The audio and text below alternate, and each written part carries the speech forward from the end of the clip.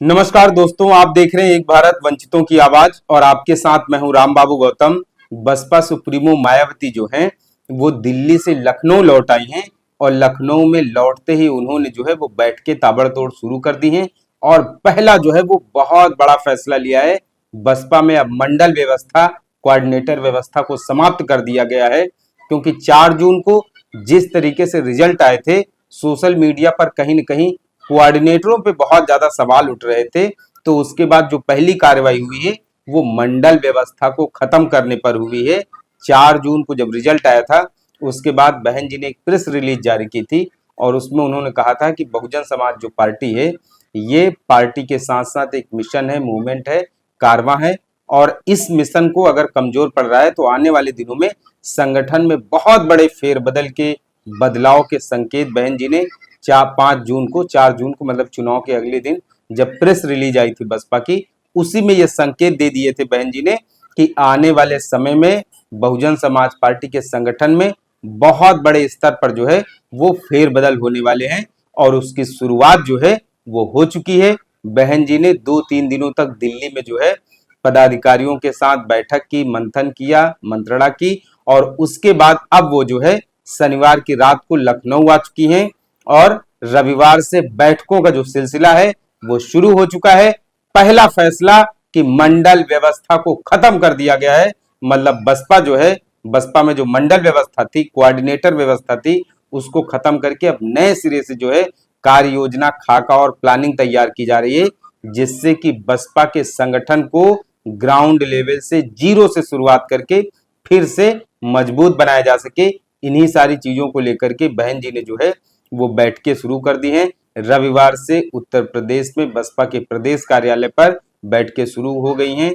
Party के शीर्ष जो पदाधिकारी हैं संगठन के, उनको बैठकों में बुलाया जा रहा है। बहन जी 1 to 1 करके एक एक करके जो है बारी बारी से सबसे फीडबैक ले रही हैं, कहां पर कमियां रह गई हैं, उनको कैसे दुरुस्त किया जाए।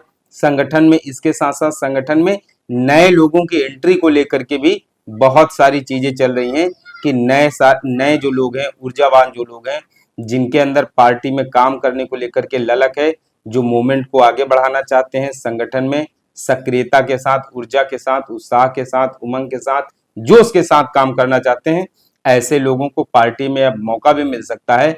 पुराने मठाधीशों को पुरानी जगहों से हटाकर नई जगहों पर लगाया जा रहा है, जिससे कि नेक्सस को तोड़ा जा सके। क्योंकि क्या होता है कि जब कोई पदाधिकारी बहुत लंबे समय तक एक ही जगह पे काम करता है बड़े स्तर पे, तो उसका अपना एक नेटवर्क और जाल बन जाता है। तो अगर पार्टी संगठन अच्छा काम नहीं कर रहा है, लगातार प्रदर्शन खराब आ रहा है, तो उस नेक्सस को, जाल को तोड़ना बहुत जरूरी हो जाता है। इसीलिए बहन जी कई सारे कोऑर्डिनेटरों को उनकी पुरानी जगह से दूसरी जगहों पर भेजा जा रहा है, कुछ को हटाया जा रहा है। बहुत बड़ा जो है बसपा में, संगठन में फेरबदल शुरू हो चुका है।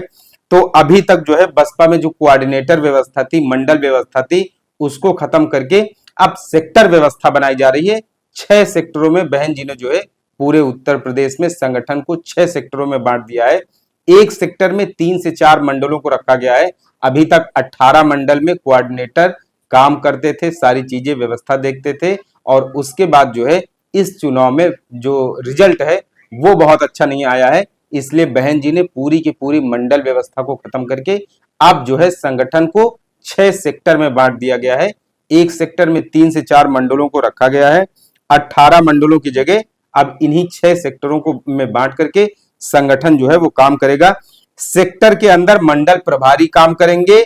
हर मंडल में 3 से 4 लोगों को जो है प्रभारी बनाया जाएगा। मतलब एक सेक्टर में जो है 3 से 4 मंडलों को एक साथ रखा गया है। एक उस सेक्टर का मुख्य प्रभारी होगा, उसके साथ साथ और भी कई सारे प्रभारी उनके साथ काम करेंगे। अच्छा, जिले में भी एक बहुत बड़ा बदलाव किया गया है। अभी तक बसपा का जो संगठन है तो जिले में एक जो है वो जिलाध्यक्ष होता था, लेकिन अब उसके साथ साथ जिला अध्यक्ष भी रहेगा, प्रभारी भी रहेगा, सेक्टर प्रभारी और जो बूथ पे काम करते हैं उनके साथ साथ जिलाध्यक्ष के साथ साथ एक प्रभारी भी लगाया जाएगा।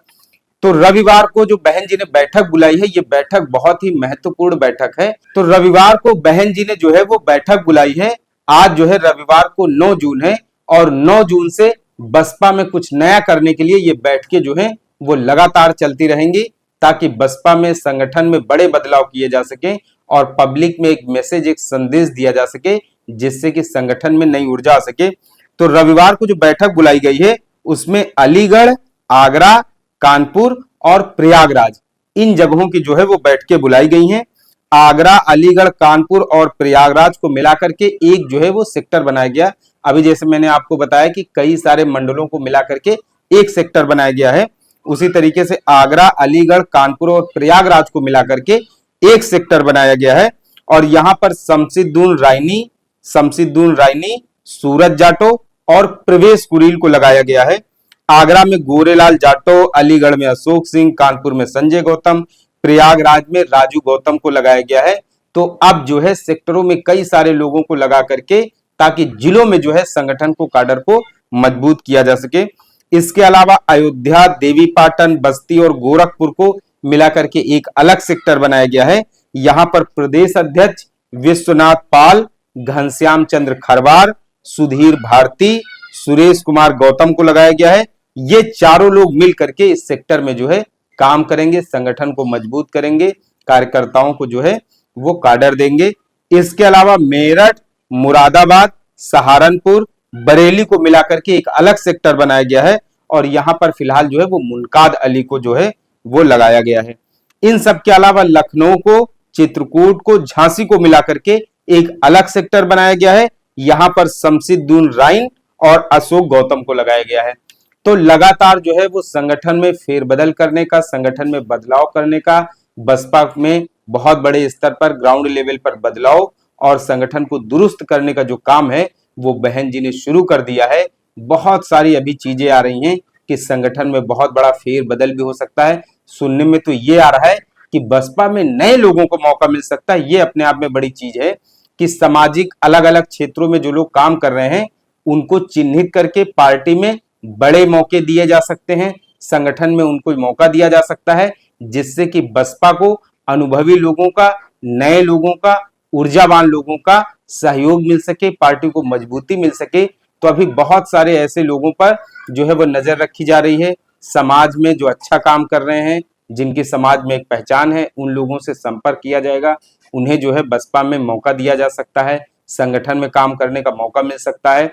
इसके अलावा जो पुराने लोग हैं उनको जो है कहीं न कहीं ऐसी जगहों पर लगाया जा रहा है जिससे वो नए लोगों को काडर दे सके, संगठन को मजबूत कर सके। तो फिलहाल बहन जी ने बैठकों का सिलसिला शुरू कर दिया गया है। कुछ को हटाया जा रहा है, कुछ को लाया जा रहा है, कुछ को एक जगह से दूसरी जगह शिफ्ट किया जा रहा है। फिलहाल ये संदेश जो है कुछ अच्छा करने के लिए दिया जा रहा है और बसपा में अभी फिलहाल जरूरत भी है कि कुछ बहुत ऐसे बदलाव किए जाएं जिससे कम से कम संगठन में ऊर्जा आ सके, जो नए लोग हैं उनको भी मौका मिले। तो फिलहाल लखनऊ में 9 जून से रविवार से बैठकों का ये सिलसिला शुरू हो चुका है। देखना है कि अभी आने वाले कितने दिनों तक बहन जी इसी तरीके की लगातार बैठकें लेंगी। उसके अलावा फाइनल डिसीजन क्या होता है, प्रदेश अध्यक्ष पे अभी विश्वनाथ पाल हैं, उनको ही रखा जाएगा या किसी और को लाया जाएगा। इसके अलावा आकाश आनंद को भी लेकर बहुत सारा अभी फैसला होना है।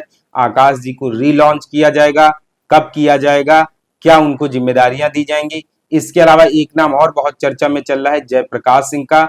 अभी जयप्रकाश सिंह जो है पार्टी के लिए बाहर से काम कर रहे हैं।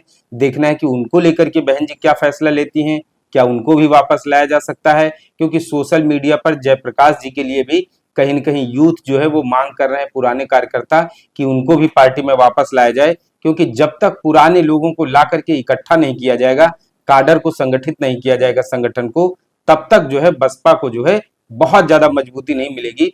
इसलिए बसपा को मजबूत बनाना है, फिर से खड़ा करना है, नए सिरे से संगठन तैयार करना है।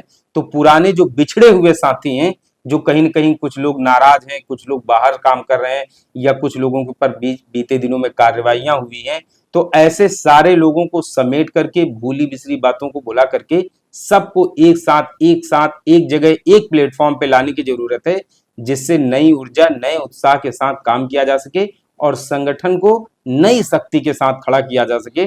फिलहाल अभी बैठकें चल रही हैं। सबसे ज्यादा इंतजार इस बात का है कि आकाश आनंद जी को लेकर के क्या फैसला लिया जाता है और पार्टी में, संगठन में और कितने बड़े स्तर पर बदलाव होंगे। 2-4 दिनों तक अभी ये बैठकें चलेंगी, उसके बाद जो भी चीजें होंगी वो सामने आएंगी। ये विश्लेषण, एनालिसिस आपको कैसे लगी, कमेंट करके जरूर बताएं।